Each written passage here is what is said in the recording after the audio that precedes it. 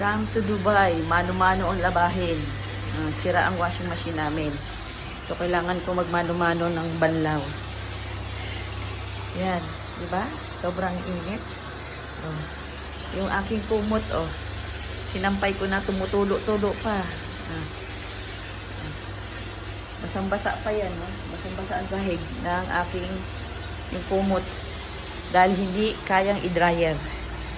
So, ayan. Parang pugon. Dito pa nag-i-steam ka, pwede na.